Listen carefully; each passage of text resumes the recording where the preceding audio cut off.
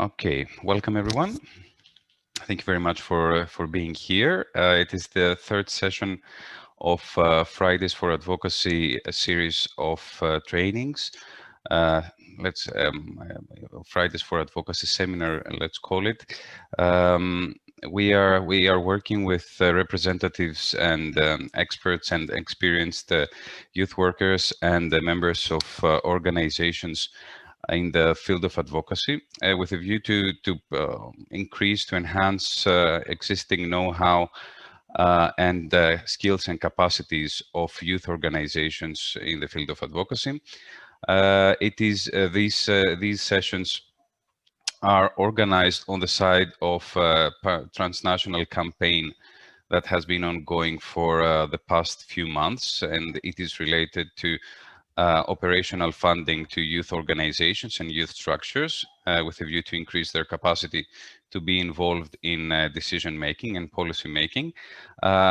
We identified the need for strengthening skills and competences of youth organizations in advocacy, and this is how we decided to try and tackle it with these six initial sessions of 45 minutes, these short trainings on different aspects of advocacy and how we could make it work.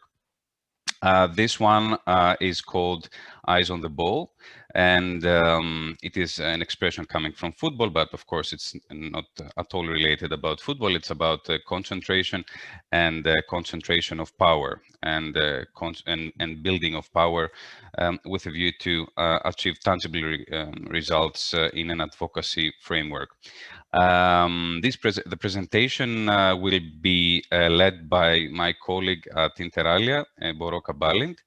Boroka, the floor is yours, and everyone is welcome to contribute.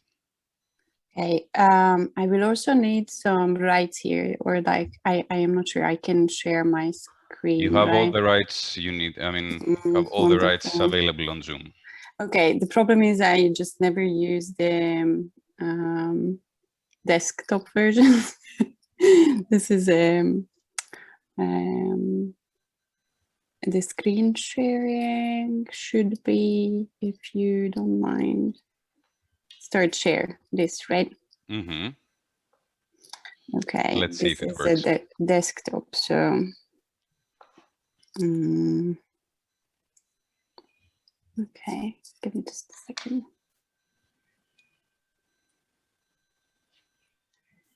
Okay, well, actually,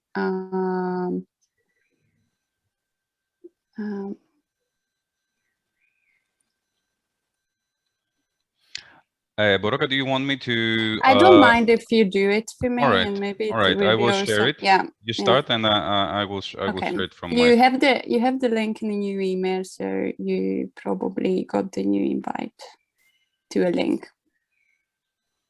Okay, but anyways, first of all, the problem is I don't see actually too many pictures, so I saw that some of you are going to have your camera off, but I would like to start off with the question actually, and for those who have their cameras on, it can be raising hands. For the others, it's also possible to raise hands in the chat, so, or not raise hands. But I want to ask you, who in this group feels like you don't have enough power to make the world be what you want it to be? Okay, I see some hands. I see a lot of people not raising hands actually. Okay, I will, so who feels like you don't have enough power to make the world be what you want it to be? This is the question. Okay, yeah, so yeah, these hands. Okay, so that's quite, the silence is very hard to interpret in some way, but for those who raise their hands, I think this is a good room to be. For the ones who didn't raise hands, there is another question. So, I mean, probably you have to think about why you are here, because it seems like there's a lot of power. It's not it doesn't, no, Nikos, it's not this one. Sorry. It should be a link still, but that I sent you just before we started via email. So okay. I'm sorry about that. It's on Canva. Okay, fantastic. Yeah. Thank you, sir. Yeah. So anyways, before you see the visuals, I will start anyway speaking about the very first part. So what are the concepts that we are going to tackle today, or we will talk about? So today I would like to talk with you about power and the decision to build power, which, well, in my understanding is not a decision that you take and then it's for life and that's all, but it's practically a decision you make over and over again, and even every single day.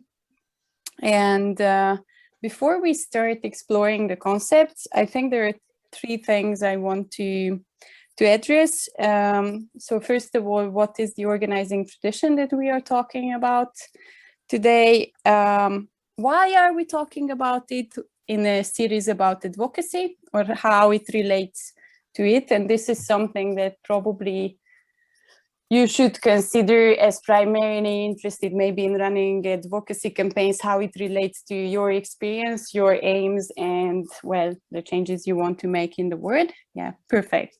This is the visual, wonderful. So we are at, this is the ball, as you can see, not a football. And then we are at this part. So we are speaking about today power organizing and campaign, pretty much about power and power building and how all the others derive from it. So as I said, we will speak about the organizing tradition, that it belongs to this kind of method that we are talking about, why it's in this advocacy series, and, well, very mildly why this is important for me. But yeah, first of all, I would like to tell you a little bit more about the tradition, as I said. So it's called relational community organizing. Now we are still not there. Relational community organizing, and it has its roots in the American social movements. So in grassroots circles, and it's about people working together for social change. This organizing model is not about short-term mobilization, but about long-term change through building powerful public relationships. So now, as today we are talking about advocacy, so what is the difference between advocacy and organizing, advocacy and building power, advocacy and community building? So I do believe that these are all public actions that aim at changing something in the world, no matter how minor that thing is. So public actions or not only advocacy, we could mention here protests, activism, which are all valuable and maybe part of community organizing. However, I see them more as something that can be part of organizing. Essentially, they are not, well, in my understanding, they are not in the same spot. If we imagine public actions being placed on a spectrum, and this spectrum is measuring the demand for change, or how much power relations are challenged. So when we speak about power building and organizing, then probably there we see a much greater quest for challenging this power. So organizing in this sense focuses on long-term capacity, core values, self-interest, and enduring change. So it can be even a series of advocacy campaigns, mobilization. It's something that we want to do long-term. Still, why it could be relevant? Probably you are the ones to tell me, but, well, in my understanding at least, for anybody who cares about doing good and make a change, even run an advocacy campaign, power building, a thing very central to this community organizing tradition, I think should be a question to explore. And I think it is a quest for reflection as an individual and as collectives or communities into values, commitment, and generally the change we want to make.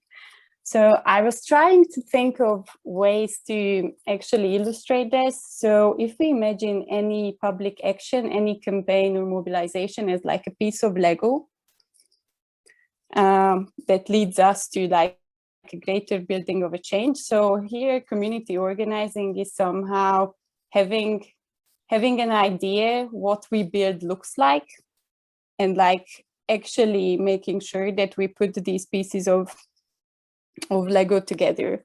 Or maybe it's not only a building, maybe it's like an assembly of buildings or a whole set that we build together with other people probably. So now we can go on actually to the next slide. And here you will see a question, which is, how do you feel about the word power? And yeah, in this case, you can see a QR code, or you can enter menti.com and then you see the code under the dog that you can type in. And I would like you to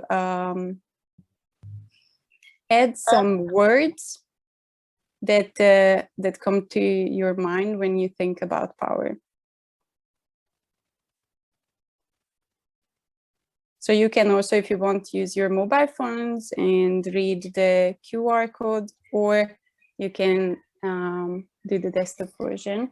And then let's say that we have 2 minutes for this. I think what will happen here is actually that, Nikos, you don't have the link to the presentation. I will probably just show it to the camera. It's also okay. And then you will see what are the words there.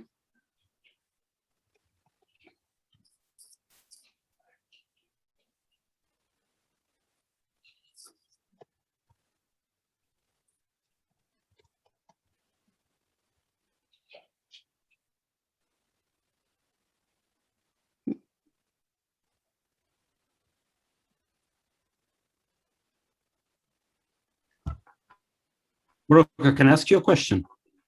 Sure. What do you want us to write? I mean, like, it's our perspective on power. It's like a word associated with power, or like this. Well, how do we feel? Yeah, preferably a feeling word. So as close as you can get to a feeling word, or something that it's still related to you, what you think about power. So it's rather than writing President or Joe Biden. No, I wrote down 3 words, but yeah, feelings would be preferred. Yeah. Yeah, I wrote down 3 things that are uncorrelated, but like this is what it came to my mind. You know, like different ways of expressing power. Yeah. Cool. Great.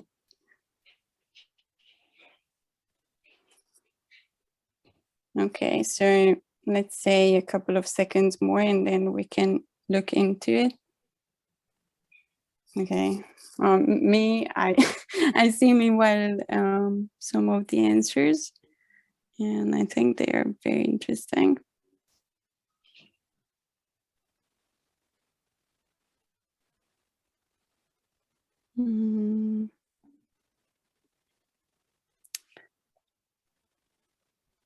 Okay. Okay. I think it's still changing. It's still changing. You can see how many people voted. Yeah. Voted, participated. Okay. Anyways, it's still moving a little bit, but I think we can look into it. I will try to show it to the camera. You tell me if you see it. Maybe you will not that much. So these are the words that we have here. In really big, we see oppression. I think this. Do see it. Do you see it? Mm-hmm. Yes. Okay. So I I will just mention a couple of them. So in really big, we see oppression, even a repression related to state,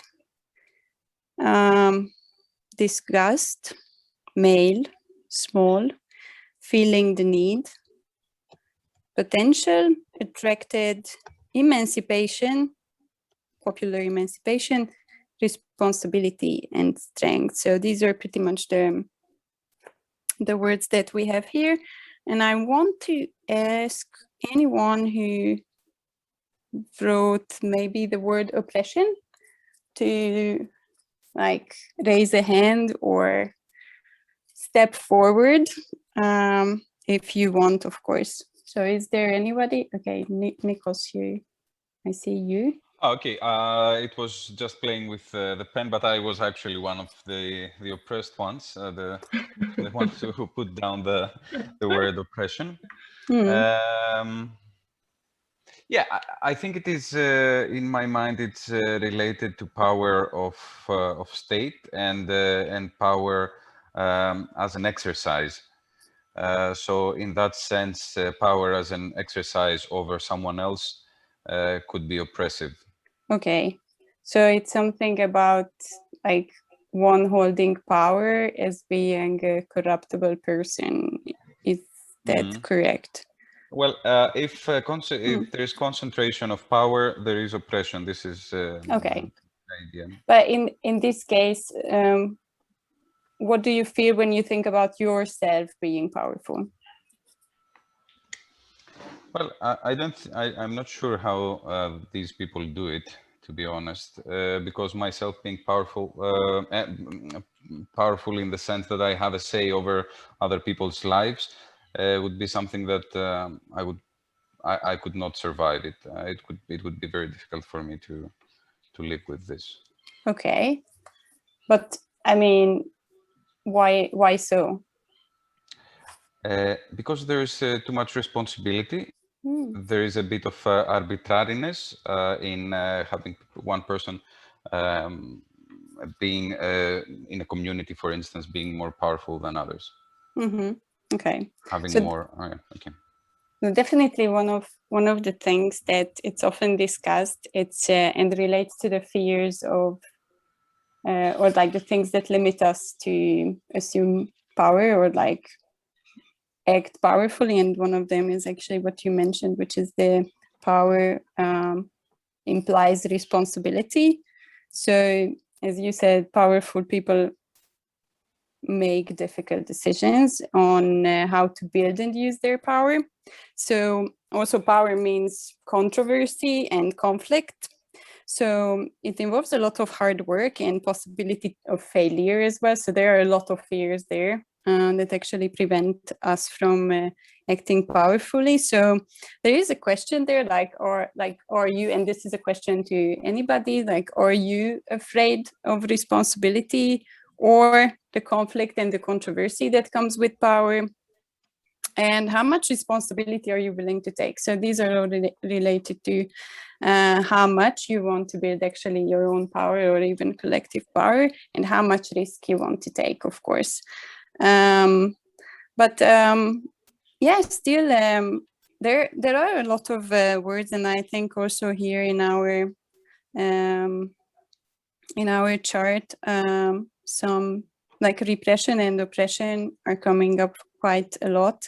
Obviously, yeah, small, which is pretty much the powerlessness that comes as something on the opposite side, or even disgust. So I don't know if the person who wrote disgust wants to maybe say something. That would be a good intervention, of course, if you want.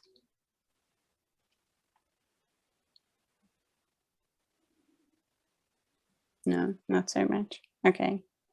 Yeah, so other words that might come in these cases are corruption, or like a question of likability as well. So powerful people are not often liked, and especially when it comes to powerful women, often we hear the word bitch.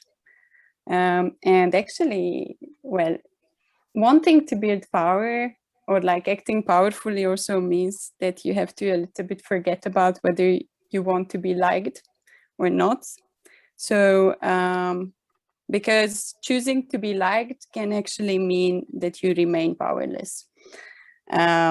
So yeah, that's to the to the feeling word. Definitely what we know, that we have been taught that power is not a good thing. So people in power also don't want us to see power as a good thing. Politicians and other powerful people actually call themselves often servants, if you notice that, as a way to, well, actually fool us and hide their power. And corporations also tell us that they are our friends. So we are taught that being humble is actually much better than being powerful. So I think it's again a question for all, like, who taught us or who taught you that power is bad, and why do you believe it?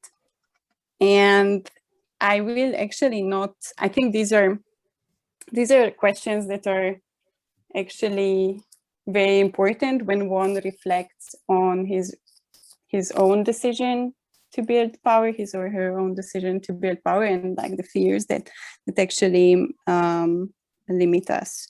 And about, well, another word which is often coming up, corruption. So that's also what you mentioned, Nikos, accumulation of power and not using it right way, and then corruption comes in as a word. So well, it's not power necessarily. It's not power that corrupts. It's much, I mean, powerlessness is much more corruptible at the end, if we think about it. So powerlessness is the thing that invites evil, if I can say so, and powerless person will be abused. The powerless community or neighborhood will be abused. The powerless people are abused. And do you, like, here again, the question is like, do you see a pattern of abuse and powerlessness in your life that maybe we want to, if there was any positive word, of course. Well, those are, we will go on anyways with the positive. Definitely there were positive, there was emancipation. So it's something that relates to empowering. It seems that somebody answered possibilities, which is, I think, again, feeling the need for power or feeling needy. I am not sure how, I mean, which one was here, the idea behind what is written here. And then there is also one saying attracted, and then strength and potential, and responsibility also comes in, that actually was mentioned. So there are actually a lot of positive words, which is quite encouraging. And then we can actually go to the next slide, because it goes in the, well, as you can see, a very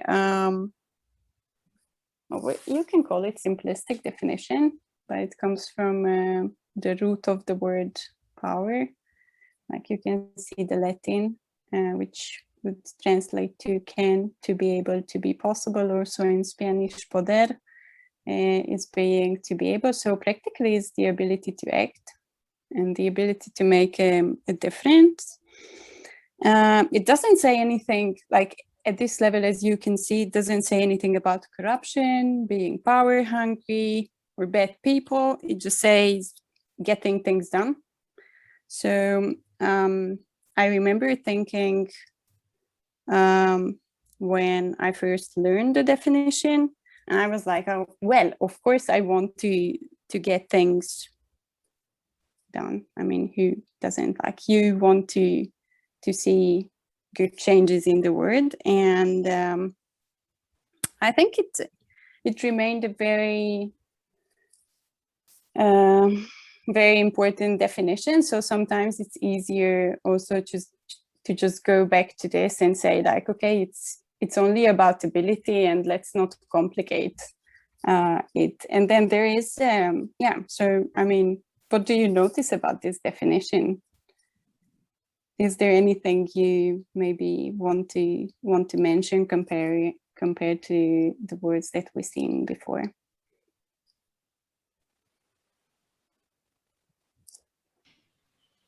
One thing is related to what you said already, that it's quite neutral, rather than charged with positiveness or negativeness. This is something that we incorporate, that a burden that we put on the word, not a burden, but you know, an emphasis we put on the word.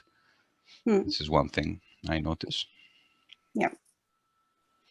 So definitely it doesn't say anything about neither good or bad things. It's simply saying it's an ability. So actually we can go to the next slide. I try to illustrate maybe a little bit more in detail. So power is an ability and actually allows you to see your values realized in the word. So now think about how the word looks like, how you think the word should look like, and then we will actually quite easily tell who are the powerful people or those who shape our words. So, I mean, as you, Nico, said, it doesn't say about people holding power over each other. It's simply some people working to see their values realized in the word. So, in that sense, power is also working for a transformative vision, and it's working toward a word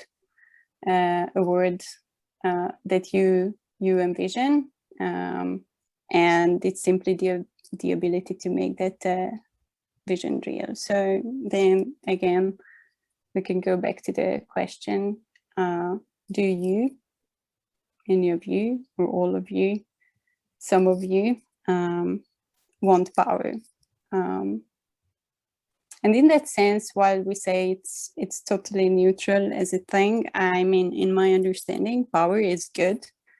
To be able to do things is good. I mean, let's just think about, I don't know, to be able to go out in a bar and have a drink right now after restrictions are lifted, it's a good thing. We feel good about that. Or also earning enough money is a good thing. Having quality time with our family or a house to live in are great things. So to be able to pay for our living, to be able to be recognized for the work that we are doing are all good things. As I said, but because we have been taught to avoid controversy, and because we are afraid of taking responsibility for difficult decisions, or we don't want to be disliked, we often remain not powerful, so it's powerless. And this way, we literally just enable others to decide what is happening in our life and in our world. So these are, or even abusing our communities or our life. So this would be, well, let's say, the end of the definition. And we can go to the next slide. Of course, we will have the chance to discuss all this and like raise all the tensions that you might have concerning the concept or anything that I say. So we have learned in this organizing tradition that the sources of power are organized people and organized money. I mean, it's pretty obvious. I think at the very beginning, when I asked the question, it was quite clear that most of us don't feel powerful enough and are not powerful enough to change the world just with the blink of an eye. So this means that if you want power to change the world around you, you either organize people as a minimum, or money, or both. If you don't do anything or any of these, then you will stay powerless and you will not be able to change. So, and I try to think really bad about like coming up with an example of how organized people or organized money can actually have increased power. And then when Nico said about the football, like eye on the ball, as a football related expression, I was like, yes, so the Super League. if you think about the Super League and how like the whole idea behind well, those organizing it, so a couple of already powerful and organized clubs deciding that they will actually start, or they are going to be organized into something, and obviously putting their organized money and organized people into, well, one collective, how much more powerful would makes them compared to how powerful they were alone. And actually, it's also interesting to think about how people on the, I mean, when people understood how much this is about power and money, like what the reactions were, but also we can think about not only how they would become much more powerful, but how everybody else around them suddenly becomes much more powerless. So smaller clubs in their national leagues. Maybe a small intervention, Boroka, to give the context, because it's quite interesting. Sorry. Yeah, we decided to make it like a central item in the monthly newsletter of Inter Alia the previous month, because it was quite telling of the political struggle and the power struggle that takes place within capitalism, and where the power lies, where the money lies. And the idea was that 12 of the strongest clubs and wealthiest clubs in Europe, they would make a separate competition, let's say, a closed competition with permanent members that would be unrelated to their national leagues, and they would play each other instead of how right now the competition is that the teams that small or big that are doing better in national competitions, they compete on the European level. What they wanted to do is to create a bubble outside of all competitions, and the wealthiest clubs to be part of a separate super club, let's say, which was called quite tellingly the European Super League. And yeah, thank you, Nikos, for clarifying all these. So yeah, I just try to maybe it might not be the best every example, but still probably you can grasp how their power suddenly would increase, and how others in smaller teams also, because, well, losing audience, or like people not actually going or watching their games is like not being good enough, would decrease well, their power. Yeah, so we can go actually to the next slide. Boroka, probably you don't see the chat, but there is a question from Henry. Okay. No. Can we assume that the EU and the Eurozone are a good example of this, of the organization of people and money, I guess? Yeah, I mean, right now, even if we are not doing, maybe the example that comes to my mind, and that actually affects all our life, and we are actually, as European Union, not doing that great among ourselves. But even if, I mean, if we look into the greater picture, and like all European countries or the Commission actually being in favor of the patent for the COVID vaccine to stay with big pharma, also shows this, that it's actually yeah, we together can be really powerful, and yeah, block or make others actually be more powerless. So I don't know if this maybe I could also contribute with this, because it is a very good and provocative question to ask by Henry, and thank you for this. Because in the case of the European Union, we say that is a closed club, and there is the very famous or infamous democratic deficit of the European Union and the involvement of people. So the power is not shared, and the people are, because people are not involved, and there are no democratic channels to be more involved. But still, there are institutions that held the public officials of the EU accountable.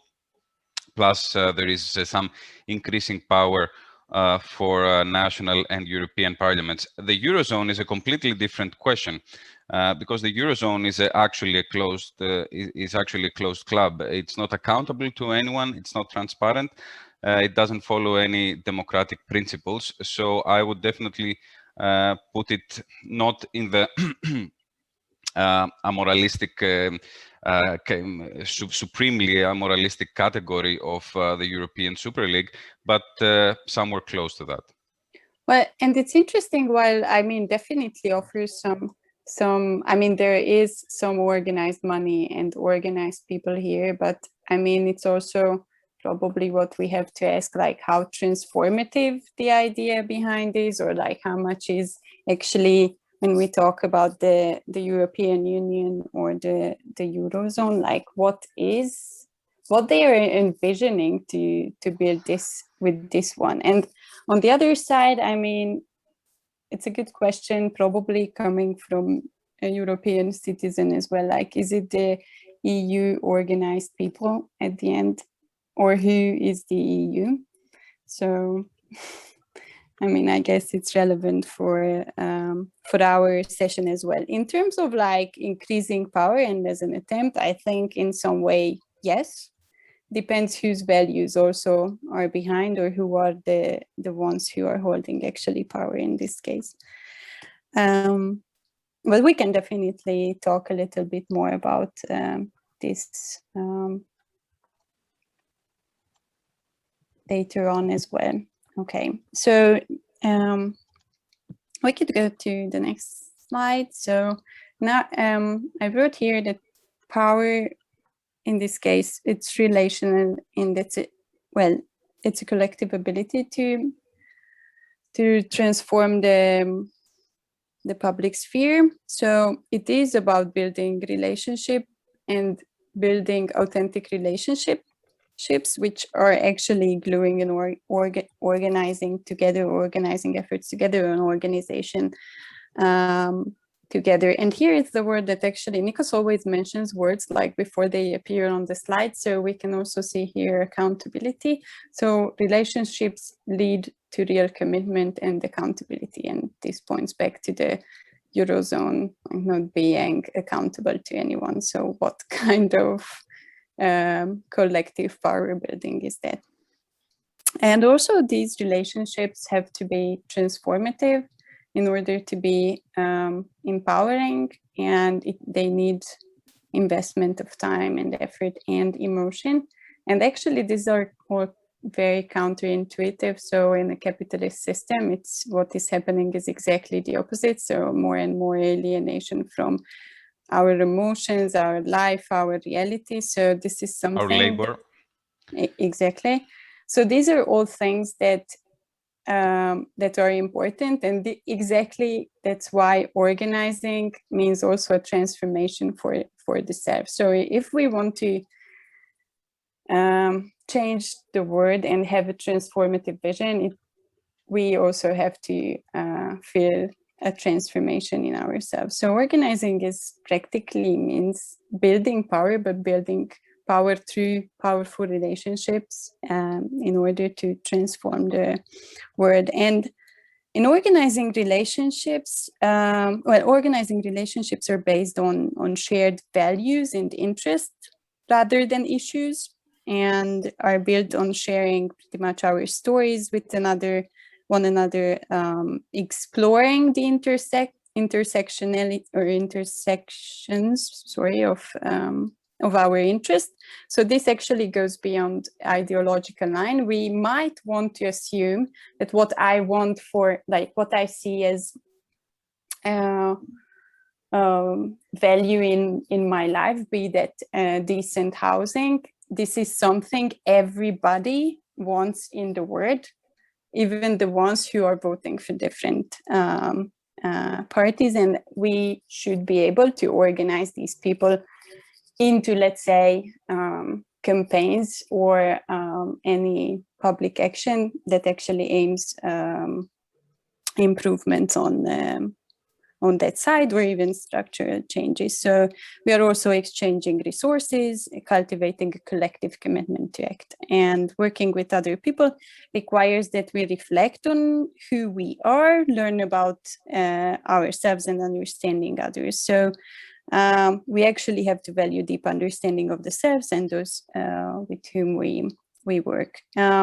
This obviously means that we have to get clear on who we are and what we want. So about our identities, privileges and oppressions, values and beliefs, and our self-interest. So in the case of others, it is important to learn about them instead of making judgments and assumptions of what they want, what they believe in, and how their needs are intersecting or interest intersecting with ours. And we can go to the next one, because it's actually about, well, how one in these relationships should act powerfully. And as I said here, just to remark, like how, even if we are not organizing for power or like major social change, but maybe for an advocacy campaign or just a small group, like these can be still behavior forms or important things to follow if you're organizing a group. So it doesn't actually matter whether you're ready to do something structurally transformative in the world. It can be used in all these contexts. So the first one is raising tension. And I think it's fair to say that tension is a space for growth, even though we learn to avoid it at any cost, often in our life. And it's a space from which power can be built. So tension describes actually a contradiction between the way things should be and the things are. So it can help us understand also ourselves and others to understand us. And tension can help point us towards collective power. So it is very important to articulate them in our public relations. Well, obviously in our private relations as well, but when working together for an aim, clearly it's a very important point. So acting powerfully is reflecting on and articulating tension. I will go through this really fast so that we can actually have some time also for exchanging ideas. The second one is respect yourself. So here the question is like, how do you speak about your vision? How do you speak about yourself? It is very important to, when we actually take a leading position, and now we should not understand leader as only, I don't know, a visionary or like a boss. Like each of us is actually some sort of leader or can be one. It is important to understand that the formal public relationship around self-interest respects and empowers both you and the other person. So acting powerfully is practically respecting your place on your power, on your path to power. Sorry. Setting boundaries, it's even in grassroots organizing, this is a major issue, actually, because people really want to do their best to see a change happening, and often actually they don't define what their boundaries are. So clear boundaries actually make for effective organizers, and poor boundaries actually lead to burnout and hostility. So while you should not definitely be pressured into any action that doesn't represent your self-interest, here you have to keep in mind that even if you said yes to something, you can actually change your mind, and you have to be honest about it. So acting powerfully is understanding, reflecting, and also being clear about what your boundaries are. And like, you have to figure out how you use your time the best way, obviously. Honesty about commitment. Well, how committed are you to your vision? How honest about the time you can spend working on the vision? So it's practically you contribute as much as you can, but you also have to be honest to yourself and others about how much you can give. Needs. Well, again, something that very few people do well. It's articulating their needs. So what are your needs? Do those needs get you closer to your own vision? Do they build power? And if you answered yes, like, you know, what are your needs? You think that these help you build power or get you closer to your vision, then you have to be honest about them. And if you're not doing it, then because you're afraid that you're causing trouble or that you're not going to be liked, I think previously this was already said, these are fears one has and actually prevents power building. Organizing others. So we spend often a lot of time trying to convince other people or arguing with other people who don't share our vision.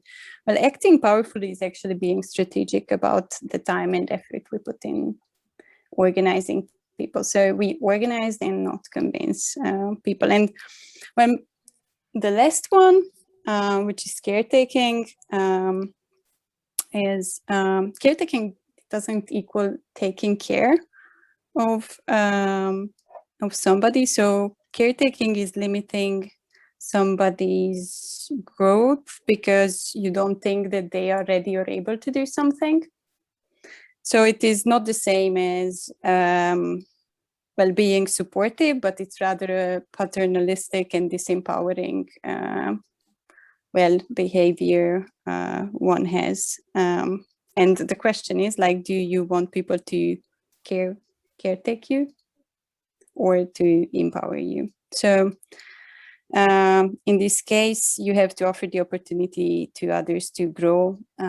So the same opportunities you had to grow. And just really, like, here I don't want to enter into any detail. So we came to the word campaigning. So actually, what is campaigning?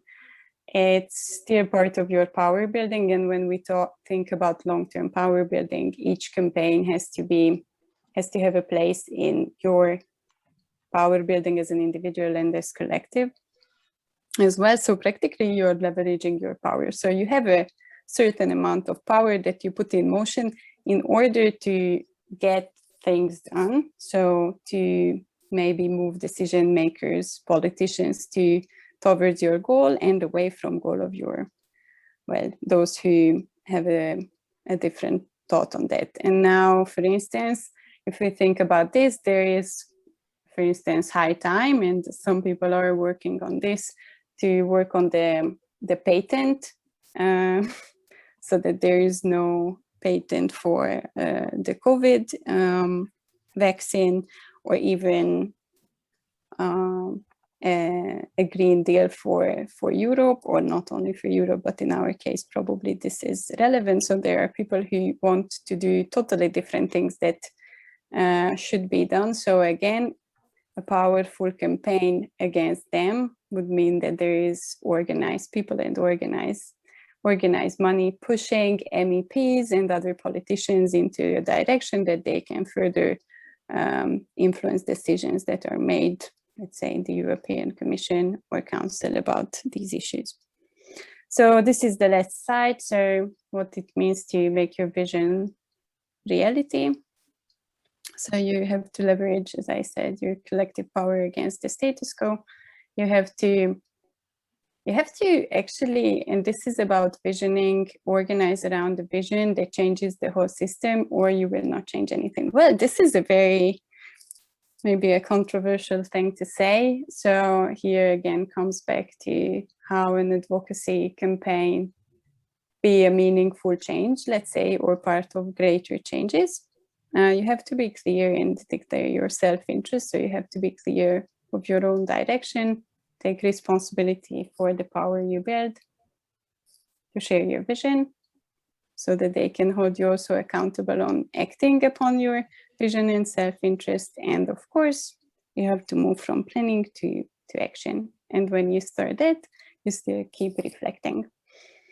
So in a nutshell, this is what I wanted to show today. And this is a very, very small part of, well, let's say a series of trainings that would take days even, but I wanted to throw out here some ideas, and I hope that there will be, well, some tensions, so space for growth and a good discussion coming out of it. Fantastic, Boroka. Thank you very, very much for sharing these thoughts. Indeed, they raise a lot of questions rather than give answers, and in that sense, they are by definition good.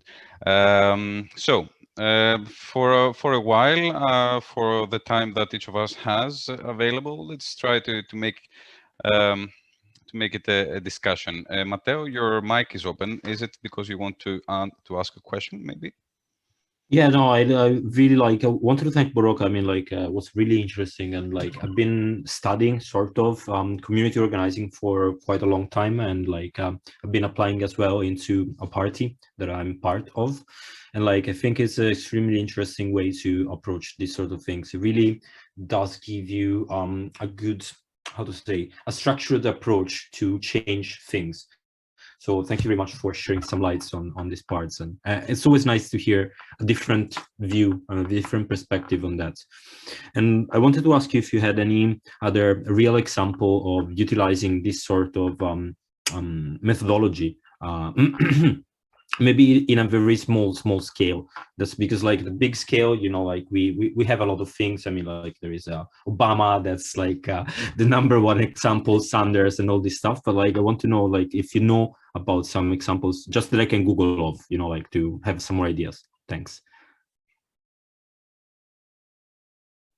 Okay, too bad you said this more, because well, there are a couple of organizations that I follow also from the US, and you already mentioned Obama and the election of Obama, or AOC. They are all actually results of very strong community organizing, and the same is, as I said, it was a topic that we mentioned, the patent for the COVID, that it's not anymore support. I mean, Joe Biden actually declared that the US is open to not support the idea of patenting. So this was actually a very months of organizing behind it that happened in the US. And I think what is interesting, whether on local level, definitely on city level, this is something that can happen, but all of this organizing at the end of the day happens on local level. So you start with your local base, and then it builds up into actually national actions. But I think I'm wondering, and here I would throw the ball to maybe Nikos, if you think that there is any good organizing example, let's say in the neighborhood, is your more. No, I rephrase it a bit, because as far as I know, or at least I remember, is most of the time that the community organizing, it does work with the people at the community level, but it's something that starts with a centralization and then follows down. And there is a sort of central entity that supports the coordination of all the other leadership groups. And I wanted to know if you had an idea of a more grassroots level, but I don't know if it exists. I mean, I don't know if I explained myself on that as well. Yeah, there were a couple of European Citizens Initiative that achieved the goal. So in that sense, you could see how a valid political claim could go to the highest level. Of course, they didn't bring the change that they aspired. So this is one thing. And I don't know, Boroka, I wanted also to point out something. I think it is related to what Matteo is saying, and this is related to whether or not the political systems and the democracies within which we operate actually leave room for us to threaten them. Because I see that within the existing context, any initiative that organizes community would hit a wall of the existing establishment. And I know very well that it is possible to be threatening, and it is possible to pass this Rubicon, this point in time when you become threatening for political elites. But I don't know, for Greece, things, for instance, for Greece, for Hungary, possibly, things look quite devastating. I mean, the resources and the tools and the organizing potentials, they get blocked by news falsification, by institutional barriers to public engagement, and so on. So I was wondering, what's your take on whether or not it is possible in the existing institutional framework, or we need to be more assertive for a change in the institutional framework before we can go and demand the political changes we want?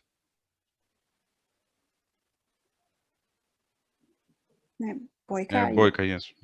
So now that Nikos mentioned the political situation in Greece and in Hungary, but generally the power systems, let's say, I want to spend some time talking about this acting powerfully. This element where said help others to grow or something like this. So which makes you powerful. So if this is so, why initiatives and citizens and generally non-power holders are so disempowered?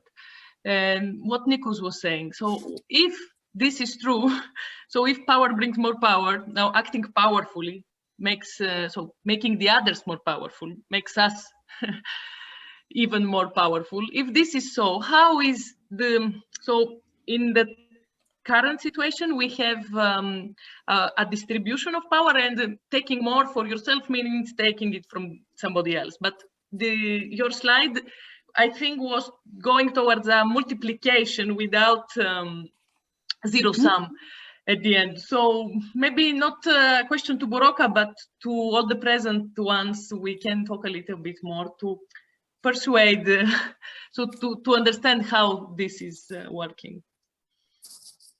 I think, okay, first, I think they are really good questions. So why that much disempowerment, and what Boyka, you mentioned that if you have more power, you take it from somewhere. I think this is something that it's one of the examples that is brought up when discussed this, like is women having more rights mean that men have less?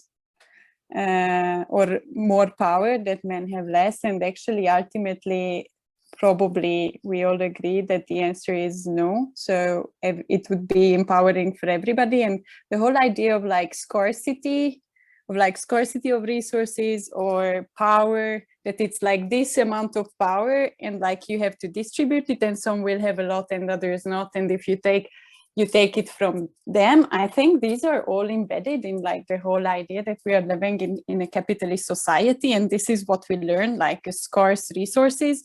And this is, I mean, from my understanding, this is a lie that we are learning throughout our life, and this makes us feel powerless all the time. So living in capitalism makes us feel powerless every day, And that is why I said being powerful, it's always a decision that you probably have to remind yourself every morning. Like I was literally thinking of putting something next to my bed that reminds me every day why I need to stand up and act in a certain way and fight for things.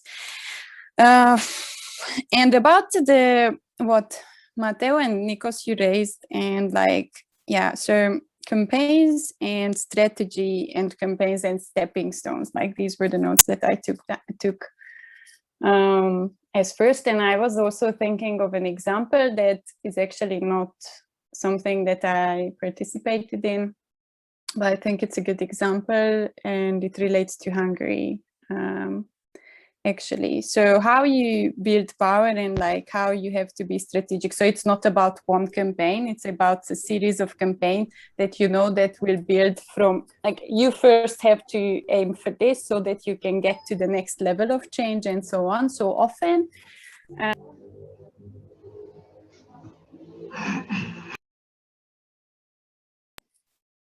I'm muted. yeah, I'm muted, so Andrea. it can be even winning elections. And in the case of Hungary and Budapest, there were like the first time people who haven't been involved in politics to run for election in an organized way, and in some cases they managed to win a public office and even mayor's office in Budapest. And this was a very important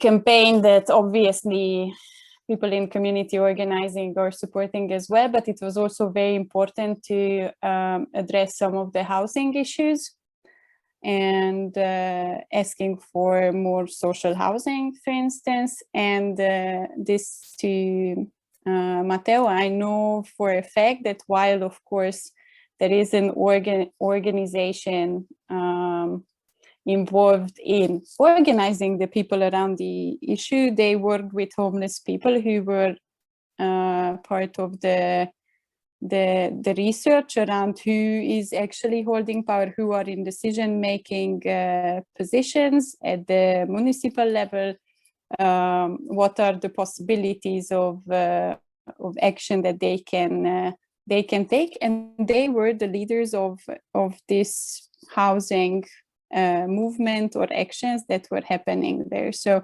it was empowering for those who were actually the most vulnerable, and they were involved in all the discussions, in all the decision making, or about what kind of actions are going to be implemented. Because often, I mean, I don't know, me being involved in such an action would mean also that I don't see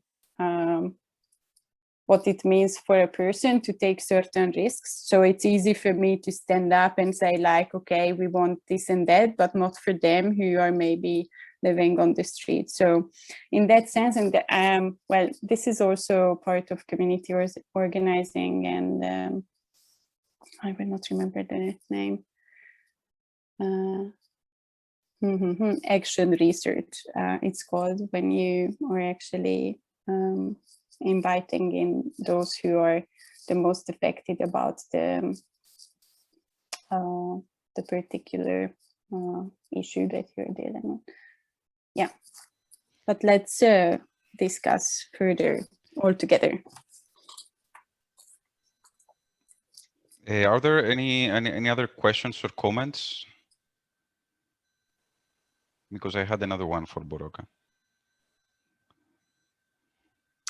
I see that the Boyka sent, yeah, there is the official, this initiative to, well, yeah, I mean, signatures, a good way, probably not good enough.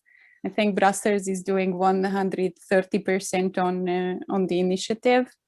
I think it needs a much more serious organizing. So organizing would mean that we were already approached to do something, or we would be already part of like organizing around the issue, I believe. But yeah, yeah. I wanted to share like a personal story. I have a friend we participate together in a few assemblies here in Exarchia and Central Athens that that have certain demands towards the polity, towards the municipality, or towards the state. Anyway, and we were discussing about politicians. And he told me that along the way in the movement and so on, there were several people that he met that later on became politicians and came into the central political arena. And he was asking himself, how come always the worst ones were the ones to advance? And I think it's quite relevant to what you said about taking risks. And it is about the adjustment to yourself, or to your ideal self anyway, that you are willing to make.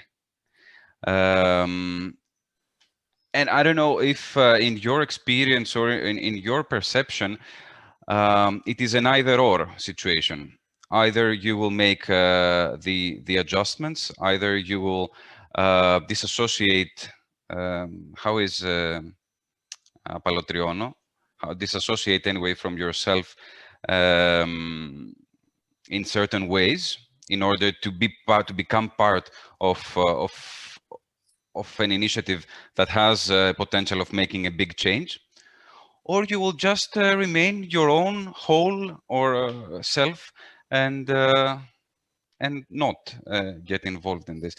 What I want to say is that about the boundaries and where and whether or not the boundaries in this sense of organizing need to be quite extended in order for yourself to fit with others. And this comes to the political system, because in order to make a change in this political system, you need to be huge. In order to be huge, you need to disassociate yourself with to make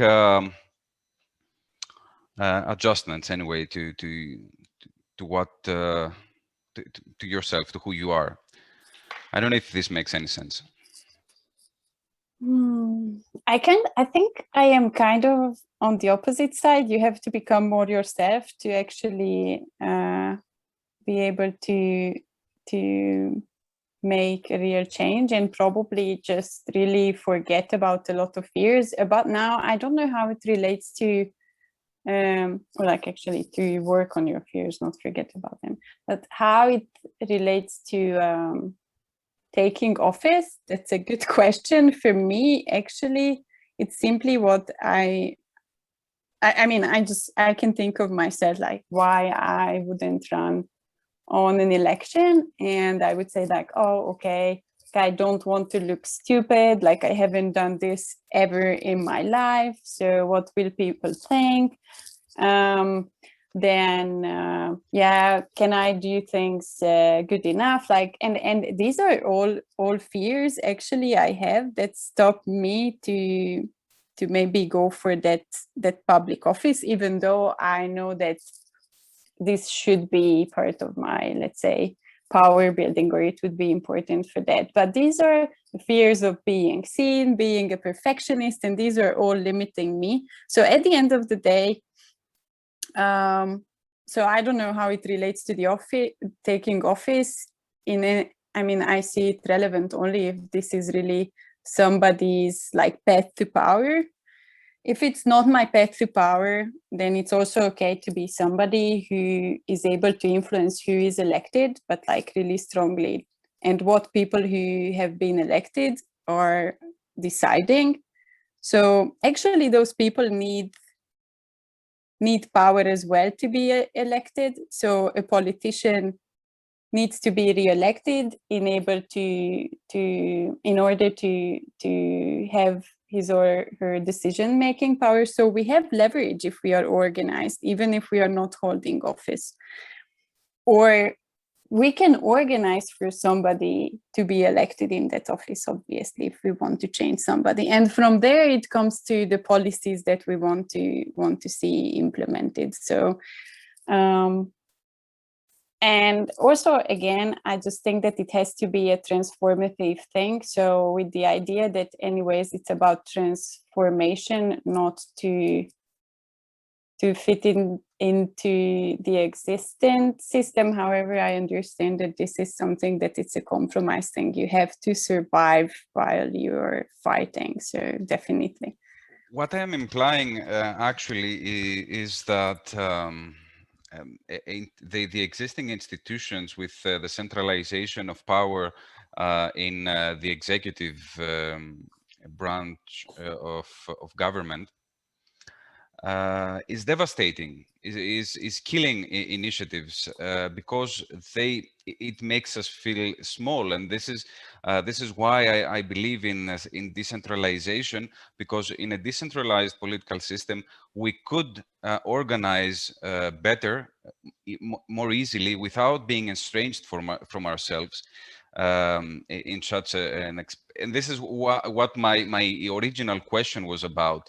If you see that in the existing political system, centralized political system, top down and so on, changes could occur, or we work for decentralizing the system, and then it's not an question, it is a question to answer, I understand. Yeah, I mean, there could be a change if there's like, we are really lucky and for some reason somebody really amazing gets up there, you know, and suddenly makes the changes that we all want to see, but that's like highly unlikely to happen. And as I said, I mean, what you say that there is more and more concentration of power, or the word is shaped into something that it's getting further and further away of like what we envision as the word should look like, it means that, yeah, some people are building power much better with some different values behind them, much better than we do right now.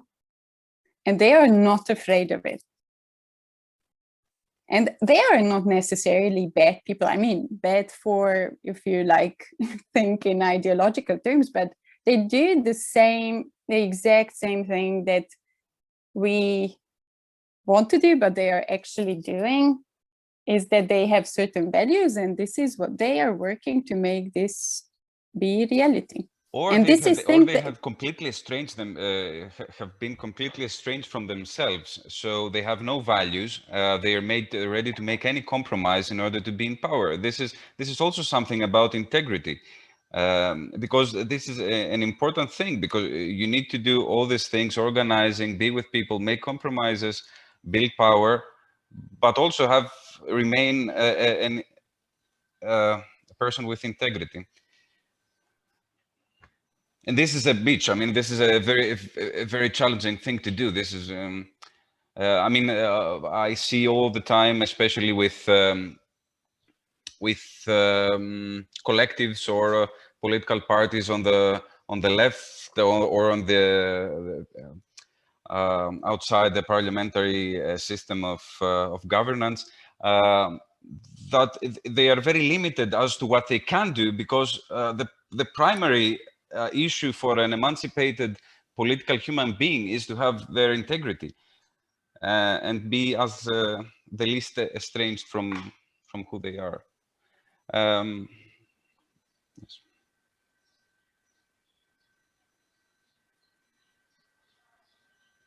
Yes. There is a hand up. Yes, fantastic. Yeah. Okay. Please.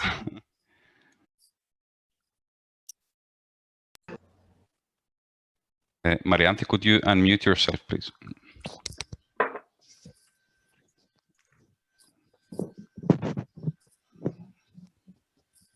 Good evening, everybody. A bit closer the mic, please.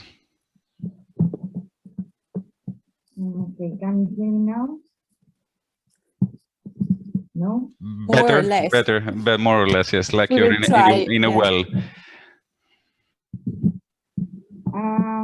Good evening to everybody. I'm happy for this event, and I'm happy for the things that I heard before about the advocacy generally power.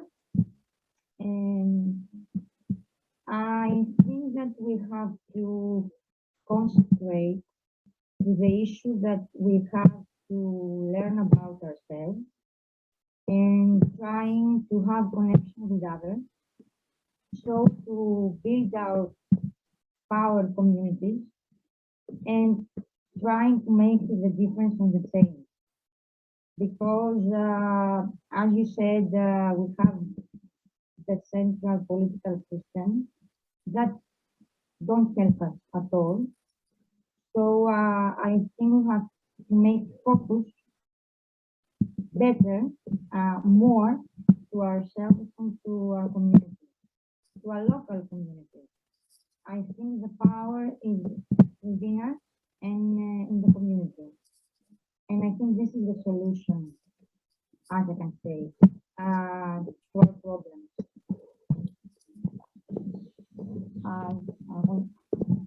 I suggest this. I think that this is a very important part that we have to see better. And if we can organize ourselves and our communities, we can make the difference that we want. Thank you. Thanks. Thank you, Mariante, for the input. Any other comments or questions?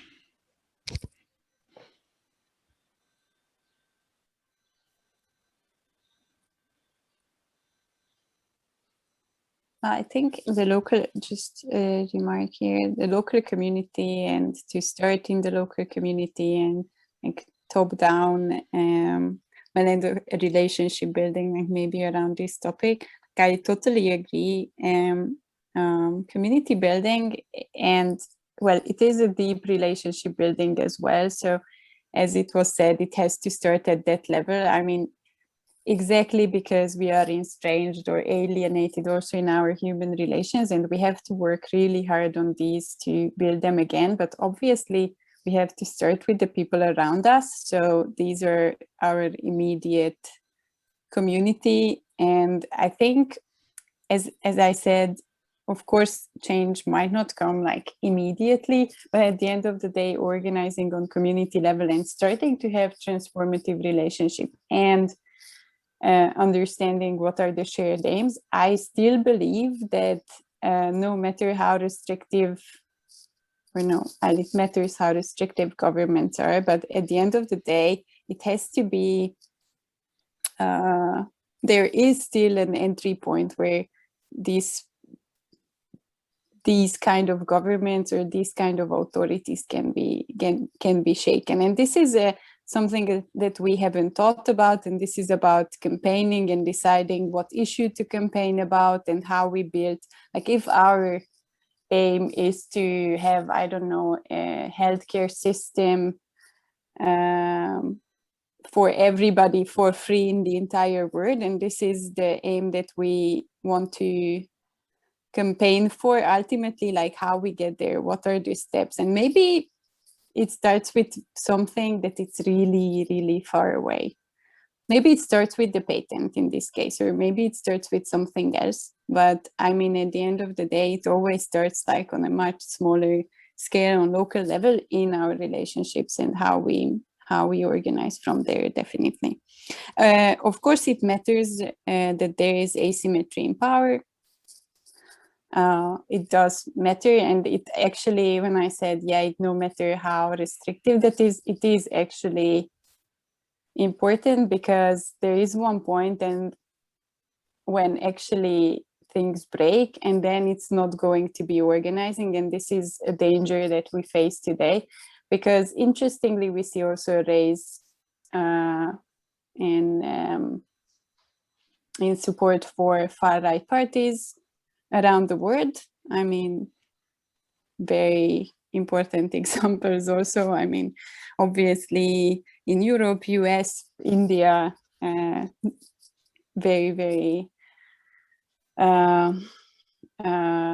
many countries where we see that these parties are actually getting into seats where they can make a decision. But I mean, we have to also probably think that the causes why why they are voted into these seats are actually related to the problems we see in our life and in our surroundings. So at the end of the day, these people are facing the exact same problems, and they are just voting for these people in the hope that this will be an answer. And it's going into a very wrong direction. So yeah, I mean, definitely it can go into a bloodshedding as well at one point, which I'm very optimistic, and I don't think that it would go there. But yeah. I don't know if there are any other questions or comments. There is a comment by Boyka in the chat that it is a lot is dependent on competition and competitiveness that we need to unlearn first. I obviously agree strongly on that point. Competitiveness towards each other, of course. Well, it goes to the scarcity of things, like we are competing for some limited something, which is actually not really the case. Yeah, it's even the thing with the economic crisis, like there is a limited amount of money, so we have to compete for that or capital. So I don't know, all the countries in Europe are lowering corporate tax so that they bring in they attract the investment. Yeah. And then there are obviously these ideas that there should be at least a minimum red line for all the corporate tax around the world. So this would obviously mean that it would be a game changer, or possibly there are other solutions as well. So yeah, definitely these are things. And I think organizing, and this is the question I actually haven't really answered, like why it's important for me. I mean, for me, getting acquainted with the organizing methodology, it was a very transformative thing. It was something that made me reflect on myself and my relation to others, on the way I talk to others, or I am scared to take risks or ask questions or stand up for myself. So, well, in numerous ways. And I think that is why it's something that I also believe in, that it can work, and I think it proves itself in many instances, that it's transformative. It can be transformative for the individual, so it has to be, in my view, transformative on a greater scale as well. Great.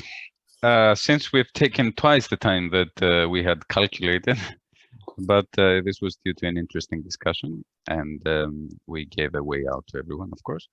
I would suggest that we leave it to that. I will stop recording now. Thank you, Boroka, very much for the presentation and for your answers. Congratulations, indeed, very interesting. Thank you. And thank you.